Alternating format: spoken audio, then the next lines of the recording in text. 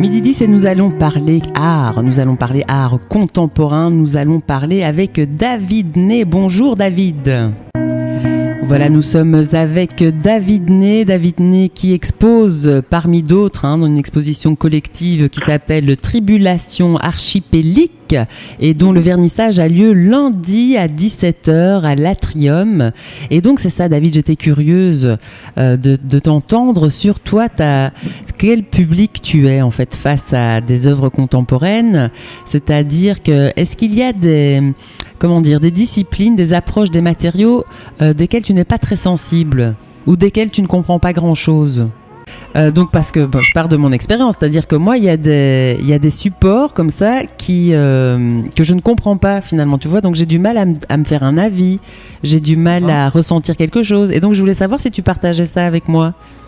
Et parce que moi ça me frustre quoi, tu vois, donc il y a une expo, je sais pas, c'est comme si parfois je me dis mais est-ce que je manque de connaissances techniques pour apprécier une œuvre, tu vois, parce que j'arrive pas à décoder, ça ne me fait rien, et je me dis mais comment expliquer que ça ne me fasse rien, est-ce que c'est parce que j'y connais rien, donc est-ce qu'il faut connaître l'art pour apprécier l'art? Oui, il faut connaître l'art pour l'apprécier, parce que avoir des connaissances techniques théoriques permettent de partir avec un certain nombre de codes de décryptage. Mm-hmm. Mais après c'est un peu élitiste comme point de vue aussi. Ouais, non, mais ça n'est qu'une partie. Donc, avoir les codes, ça aide. Mm-hmm. Et ensuite, il faut absolument tenir compte aussi de son ressenti, de sa sensibilité par rapport à ça. C'est ça. Et là, ça peut ne pas coller. On peut très bien avoir les codes, très bien connaître le support et tout ça, et que la démarche, le propos ne laisse pas. Ça, ce sont des choses complètement différentes. Voilà, c'est ça. Donc, en fait, l'art, finalement, est accessible à tous. Et selon, notre expérience, eh bien, on appréciera d'une façon ou d'une autre. Mais ce que tu dis est important, c'est que les émotions, elles sont là. Elles n'ont pas besoin de code. Elles nous dominent quelque part. Et donc, on les ressent, on les subit parfois. Mais c'est elles qui vont finalement nous orienter vers nos préférences. On ne saura pas pourquoi, mais on préférera tel objet à tel autre, et voilà. Oui, c'est très important. Et sans compter que, personnellement, je travaille à un autre niveau aussi. Mm-hmm. C'est le niveau vibratoire. Ah. Parce qu'il y a la dimension énergétique d'une œuvre. D'accord. Et ça fait l'objet d'un tout un développement et aussi d'une démarche sur laquelle je travaille. Mm-hmm. C'est la capacité d'influencer son environnement à partir de la création, et de manière consciente. C'est un peu le principe qui est utilisé en art-thérapie. Mm-hmm. C'est un principe qui se vérifie aussi en musique. Comment est-ce que certains types de musique excitent ou apaisent, etc. Mais quand on utilise ces facteurs-là en conscience, ça permet d'avoir une influence positive, bienfaisante, de manière volontaire, dans l'environnement dans lequel on intervient, ou alors dans lequel on place une œuvre. Mm-hmm. Donc, c'est un peu la base de ma démarche sur la pacification d'un peuple avec son histoire. C'est une démarche que je fais dans la rue et de beaucoup de mes travaux. Ah oui, c'est intéressant. Donc si j'éprouve des sentiments violents devant tes œuvres, c'est que je n'ai rien compris. Non, pas du tout. C'est pas ça. Non. Ça peut au contraire... Non, c'est une réaction possible. Oui. Parce que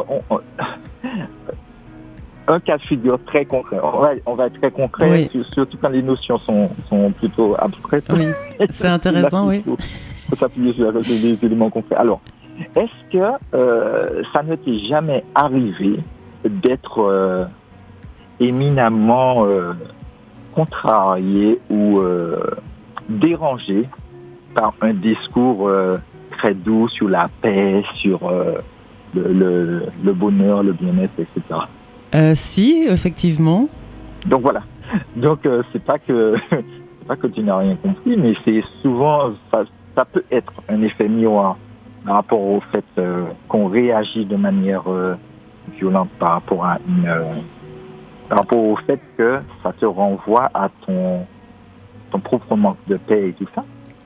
Ou alors c'est dans la manière que le message est transmis. On peut être agacé par le côté gnangnan, par l'approche un peu trop. Oui, ou les arguments, ou le contexte, voilà. oui, c'est ça. Et même ça va au-delà, c'est parce que c'est très connu aussi dans la communication.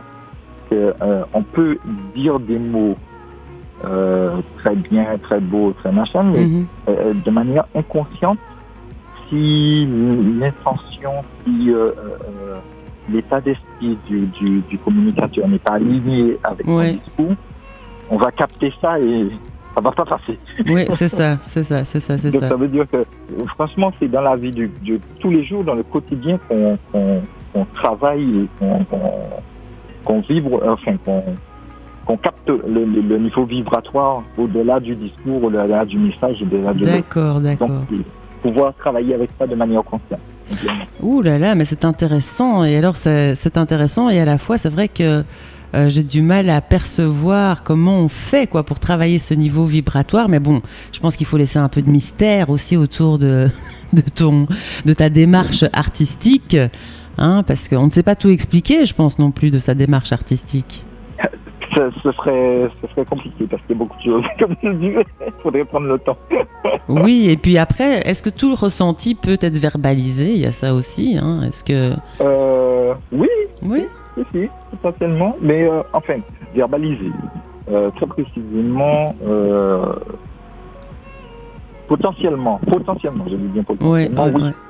Mais après, est-ce que c'est toujours utile? Oui, voilà, il y a ça aussi. Ouais. Est-ce que ça doit forcément être immédiatement verbalisable? Parfois, ça demande un temps de recul, d'introspection. Et parfois, il vaut mieux savoir regarder le silence pour pouvoir attendre le temps de digérer l'information pour pouvoir l'exprimer.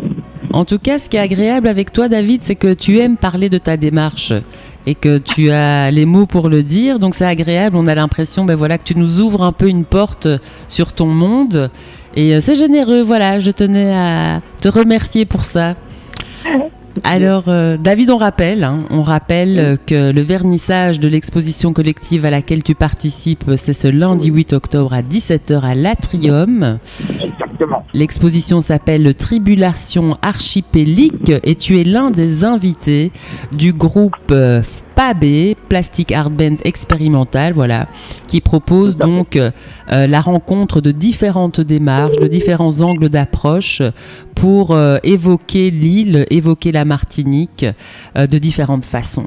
Alors on te souhaite que tout se passe bien pour ces quelques jours d'exposition. Tu as peut-être sans doute déjà des projets pour la suite. Tout à fait. En ce moment, je suis en train de travailler sur un site internet pour justement présenter plus amplement mon travail. D'accord. Et au-delà de ça,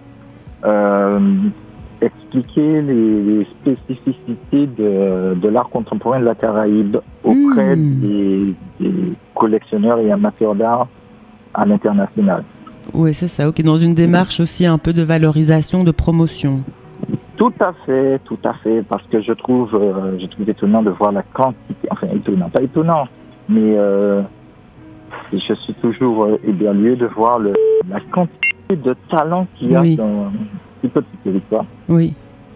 Et ça vaut le coup qu'on puisse entendre notre voix, et puis partager notre sensibilité particulière. Ok, on te souhaite beaucoup de succès. Nous, ça nous intéresse beaucoup, donc tu nous tiendras informés, ou en tout cas, on viendra chercher d'informations pour savoir où tu en es, pour savoir ce que ça donne, et éventuellement venir en parler encore avec nous sur notre antenne. Un tout grand merci à toi, David Ney.